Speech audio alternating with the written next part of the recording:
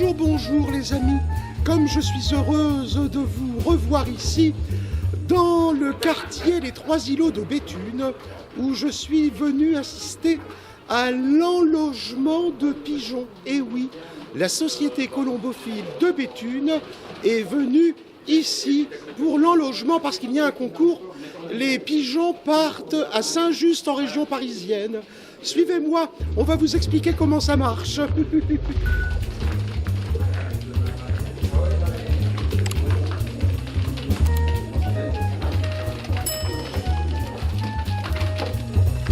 Bonjour Monsieur Briouat, vous allez bien? Ça va et vous? Ben ça va très bien. Écoutez, je vois que vous avez ici un beau pigeon avec plein de couleurs. Expliquez-moi un petit peu à quoi ça correspond. Donc oui, donc le pigeon, c'est un pigeon voyageur, donc il est porteur de différentes bagues. Contrairement aux pigeons que vous allez voir en ville ou le pigeon sauvage, le bisé ou le pigeon ramier ou le petit bleu. Donc là, c'est un pigeon qui est sélectionné depuis plus d'un siècle pour les courses. Donc là, c'est un pigeon de l'année 2024. Donc ça, c'est cette bague-ci. C'est un tout jeune. Tout jeune, là, il est né, on va dire. Il a 2 mois et demi. 2 mois et demi, ouais, il est bien jeune. donc à partir de 2 mois et demi, 3 mois, ils sont capables de retrouver leur colombier. Donc ça, c'est sa carte d'identité. Il y a un titre de propriété qui va avec. Donc ça, c'est l'année de naissance, son numéro d'identité, son matricule. Et là, c'est une bague à adresse qui permet, s'il se perd, ça arrive qu'il se perde. Si vous le recueillez, il y a un numéro de téléphone qui permet de contacter son propriétaire.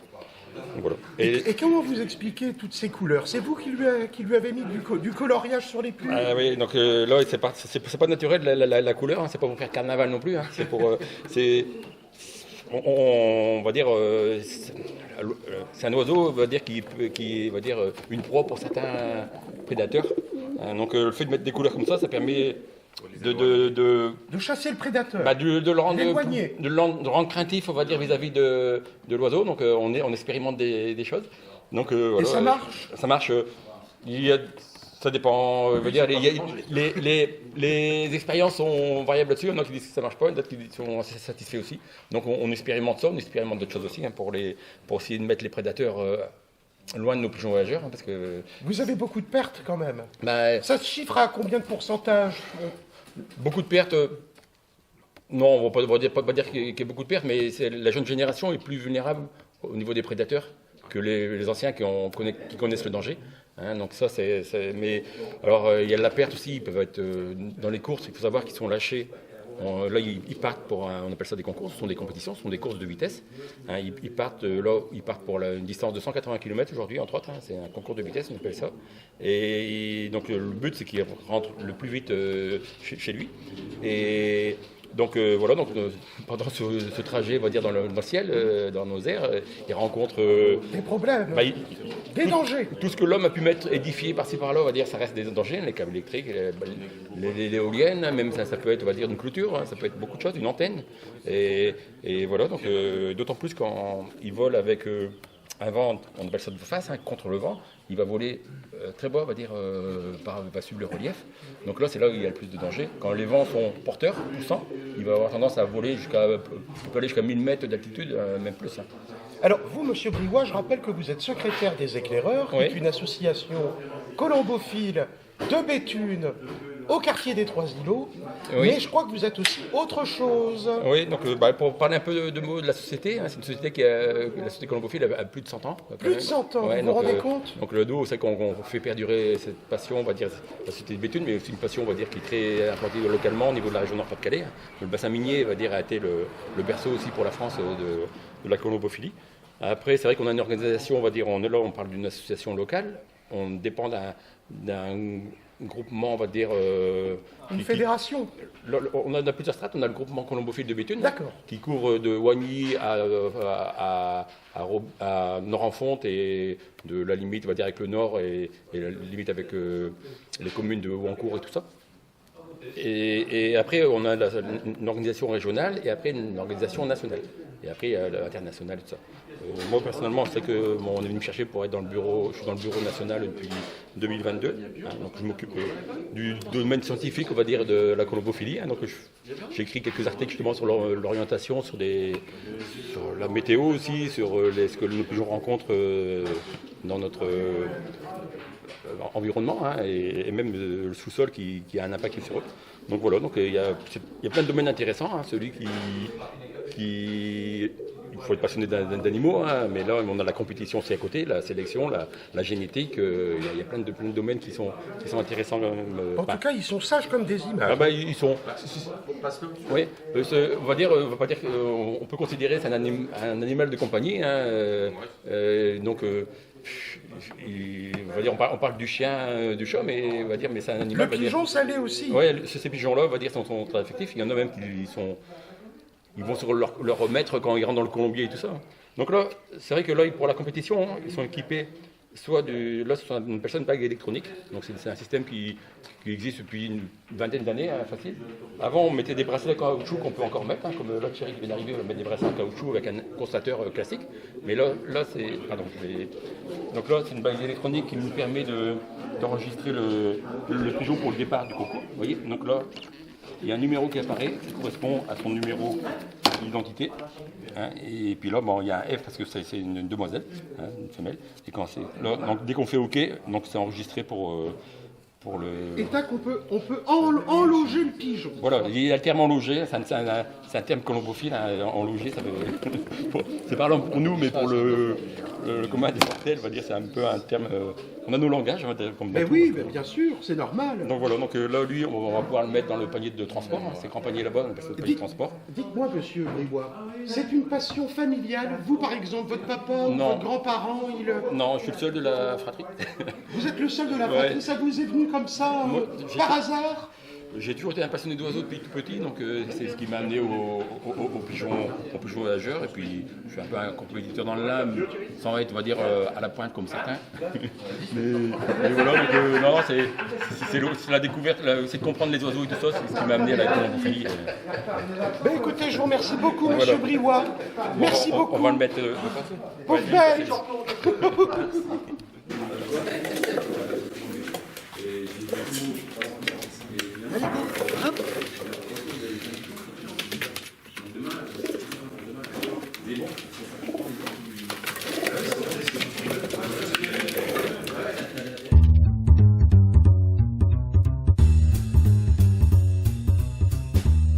Je suis bien content de vous retrouver ici, au cœur du quartier des Trois Îlots de Béthune. Et justement, Oh! Et qu'est-ce que c'est que ça? La Maison de l'Europe en Artois, médiathèque européenne. Vous me suivez, on va aller voir.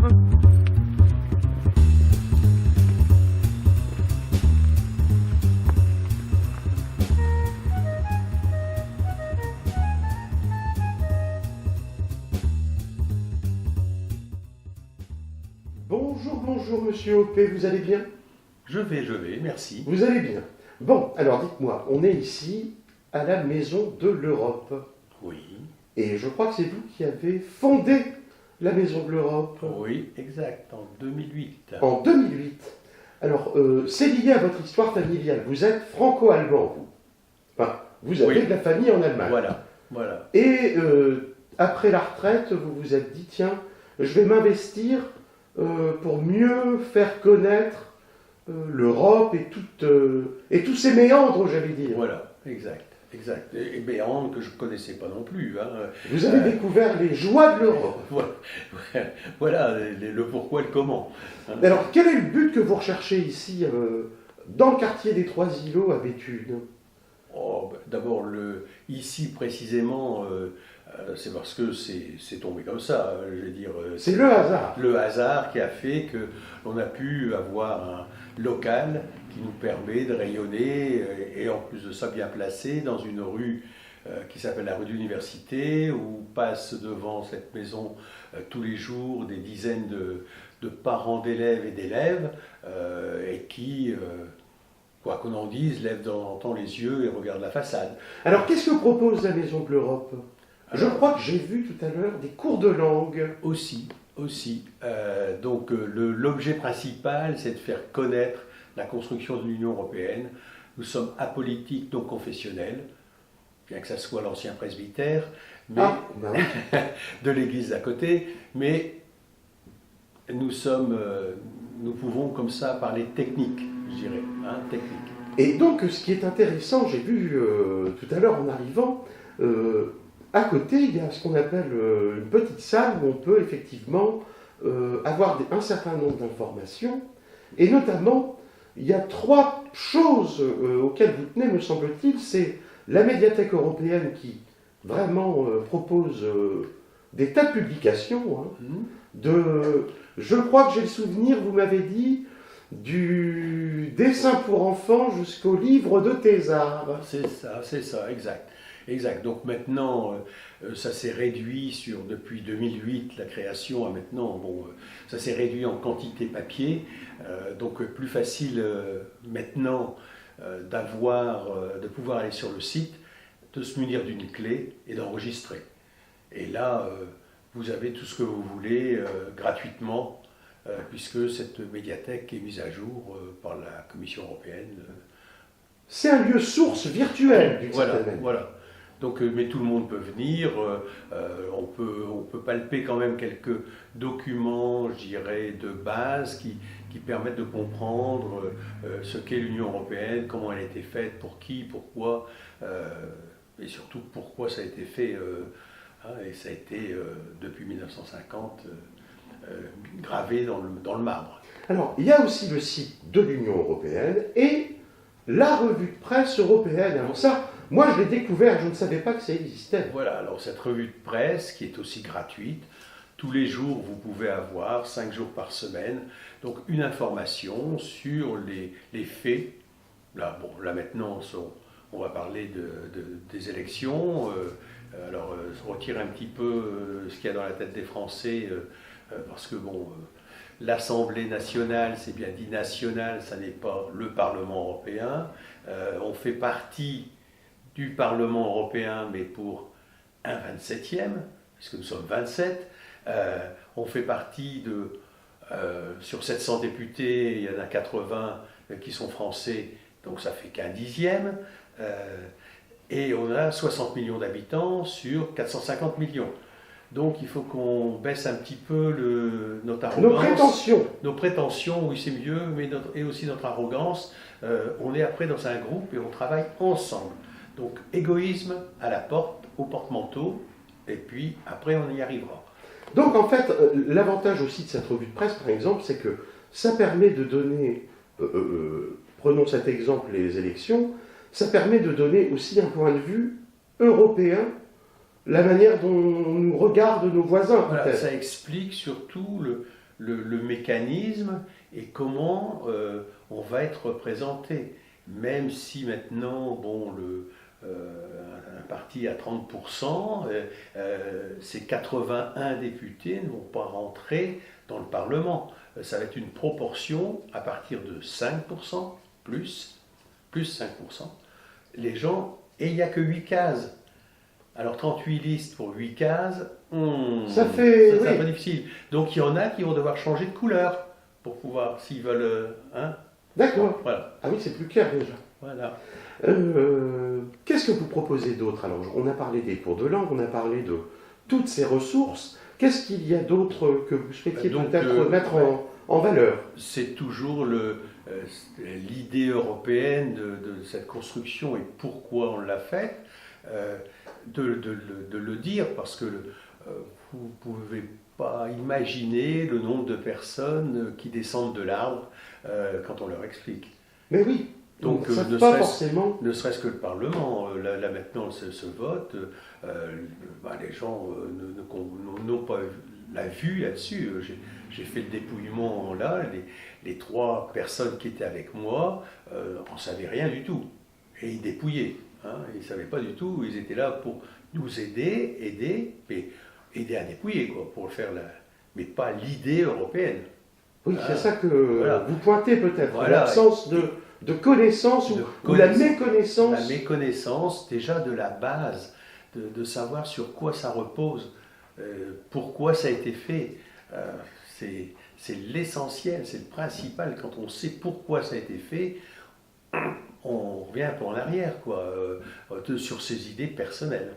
Eh bien, écoutez, je vous remercie beaucoup, monsieur Opé, pour toutes ces informations que vous nous avez données.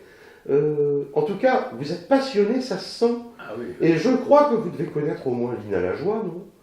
Oui. Joie discrète, humble et fidèle. Voilà, qui n'est pas du tout la même chose que notre Marseillaise, qui est un chant guerrier et un chant revanchard, un peu. Tandis que là, l'hymne européen, c'est vraiment calmez-vous, uni aimez-vous. dans la diversité. Voilà, calmez-vous et faites quelque chose ensemble. Et en plus de ça, l'Union européenne a été faite pour qu'on se parle, pour qu'on se batte plus avec nos voisins depuis Charlemagne. Hein, et c'est un Allemand, Beethoven, des Allemands, qui ont écrit les musiques ensemble. Quoi. Mais vous savez ce qu'on dit? Que jusqu'au dernier jour, Beethoven pensait qu'il faisait de la peinture. Bon, merci beaucoup. Merci. À très bientôt, monsieur Opé. Merci.